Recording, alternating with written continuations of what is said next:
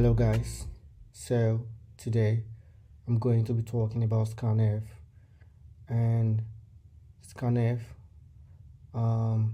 is just the function that we use to take input. So we use this function to read input from the keyboard. So anything you press is going to take the input and store this input inside the memory. So this is what this function do, and this function is found in standard input and output library. So and that's why each time we want to use this function, we always include the library. So we always include the library. So scanf and printf, they work the same way and but opposite. For example, scanf takes format specifier, so it's going to need format specifier. What I mean by format specifier is what we use to tell scanf the type of data to expect. So scanf does not like surprises. It likes to know the kind of data it's going to read from the keyboard. So you need to know if it's going to be a character, or it's going to be a string, or it's going to be, numbers. So what I talk about when I talk about string, I mean string is just combination of different characters. So I'm talking about long character, like when you write a word, long word. So scanf needs to know the type of data it needs to expect. So it does not like surprises, and that's why it throws an error. So if you surprise him, it's not going to work, and that's why it also need format specifier. Just like printf, in my last video I talked about print function and specifier, where I talk about print, how we use print to print variable, to display variable. And also print function needs the type of data is going to display. So if the variable is an integer, we need to tell him. So both of them does not like surprises, and they are found in library, standard input and output library, and that's why we call it stdio, which actually means standard input and output library. So each time we want to use scan, we have to write the library, so we need to include the library, and we do that by including stdio, and I'm going to be using this stdio.h. So this is the library. So this is the library where we have this function, which means without this library we can't use this function. And if you want to take an input, from your keyboard, first of all you need to declare a variable, and this variable, you need to give this variable address to this scan function, so that it's going to store the variable there. So let's say, for example, we're trying to read an input from our keyboard, and we expect to read something like numbers. Then we're going to need to declare a variable first, and this variable is going to be an integer variable. So here, so this is our main function. So now I'm going to be declaring variable because I want to store this variable. So declare is just like when you book a space in the memory. So we need a space in the memory where we're going to store these values we're about to enter, or we're about to read. So now I'm going to declare this variable. Let's say the variable is int x, and this variable is integer, and that's why I'm using int x. And now I'm trying to take an input that I'm going to store inside this variable. So scanf, then I'm going to include that. So I'm going to include the bracket. I talk about this bracket when I was talking about print function. So it's just, you see the same thing. So we use this bracket, we use this double quotation to know the beginning and the end of what it's going to scan. And I'm going to use ampersand, and I'm going to talk why I have to use ampersand. So this is the format specified for integer. So it's going to know that it needs to read just one integer, just one number. That's what it's going to read, and it's going to store that inside here. So why do we use ampersand? We use ampersand because here we're trying to book a space in the memory. That's the meaning of this. We declare a variable, which means we try to book a space in the memory, and this space, scan does not know where it is, so we don't know where the space is. So we use this address. So this is just an example. I just make an analogy, and this is just a space. So let's say you store something here. So we need to know where it is because we can't see it. So we need to know. We take an address. Ampersand, this means an address. This means an address. So if I write something like this, and alright, here, this a is a variable, and this ampersand means I'm trying to talk about the address of this variable. So this whole thing means address of variable a.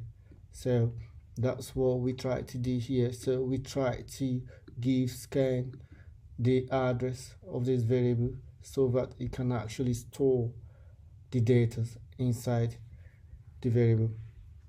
Without the address, scan is not going to know where to store the values. We just put. So let's say you put number, and then scanf take the number, but it does not know where to put it, where to store that number in the memory. And that's why we have to give scanf the address, which means ampersand and this variable. So if you use an ampersand with a variable, it's actually referring to the address.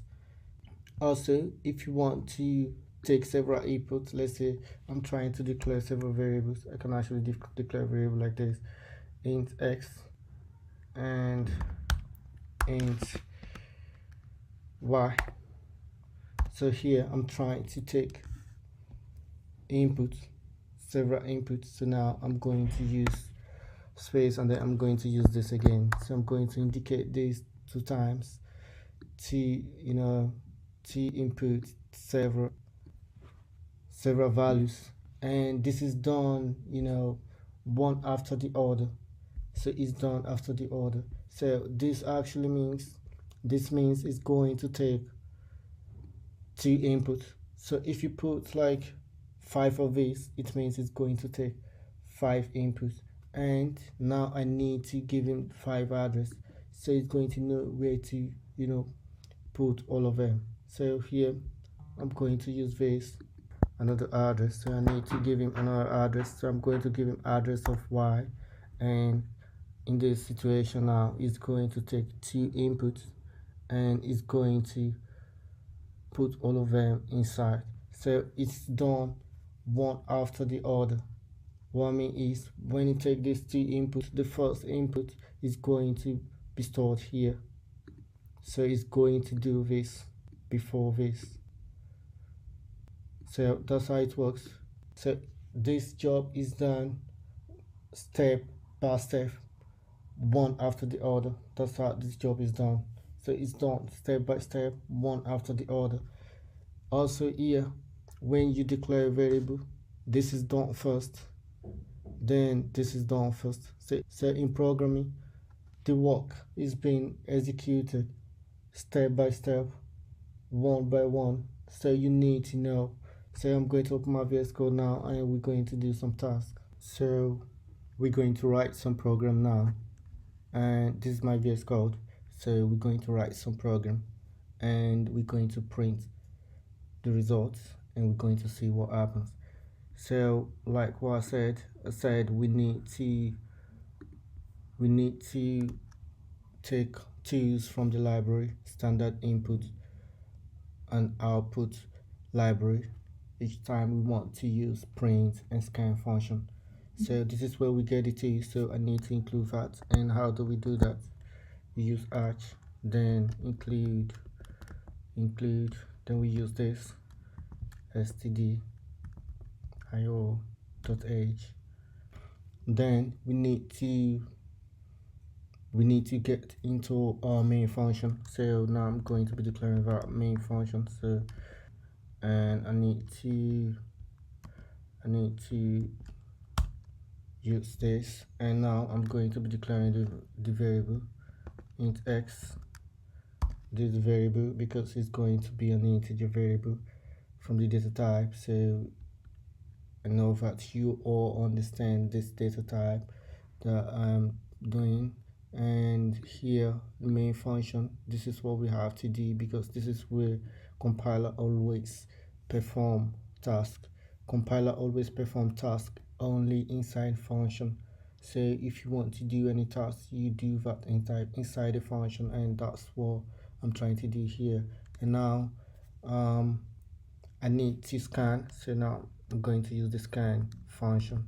So scanf, and we need to use brackets, and we need to use double quotation to indicate the beginning and the end of what is going to scan. So here inside here we're going to write a statement, or we're going to tell him what he expects, because this scan function always wants us to tell him what is going to expect, what kind of values.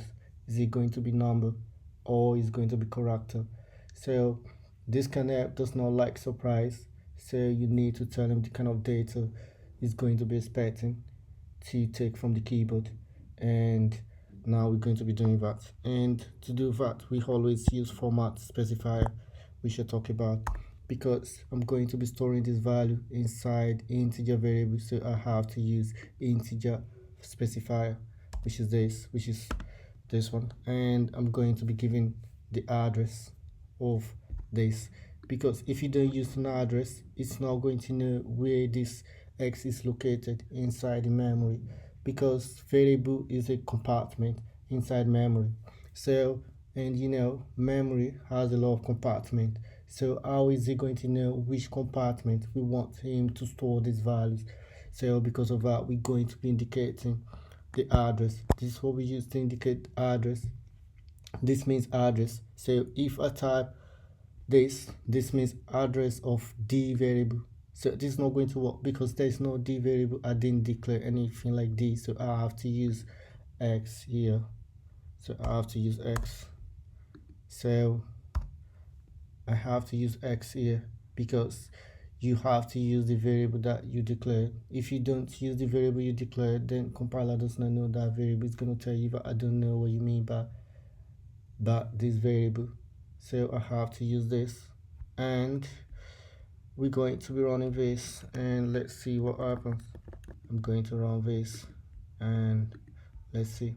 So we see now that scanf does not display anything, it's only take input. So now if I type anything, it's going to take it, but now it's not seeing anything. I'm not seeing anything because it's blank, sorry, because it's blank, but it's expecting me to type something. So if I type 55, it's going to take it.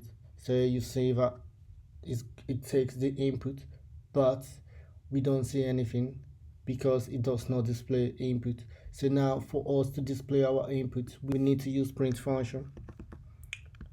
And that's why I talked about print function in my last video.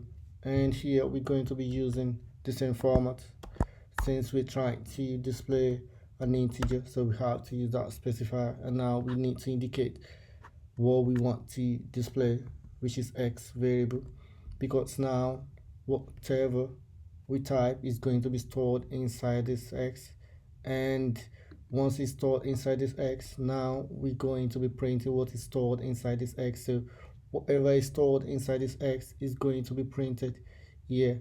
So that's what we're trying to do. So now we're going to be running this code again, and now it's expecting me to, you know, type something. So now I'm going to be typing 52, and now it's display the value again. So it display 52, and here we can actually write something like you typed, you entered. You can just say you entered this. So it's going to tell you what you enter. So here I'm going to enter 13. Then it gives me this. It said I enter this. So this is how we start programming, and this is just the beginning, and we're going to be writing, you know, more programs. See you guys next time. Please make sure you subscribe to this channel and like this video. Thank you guys.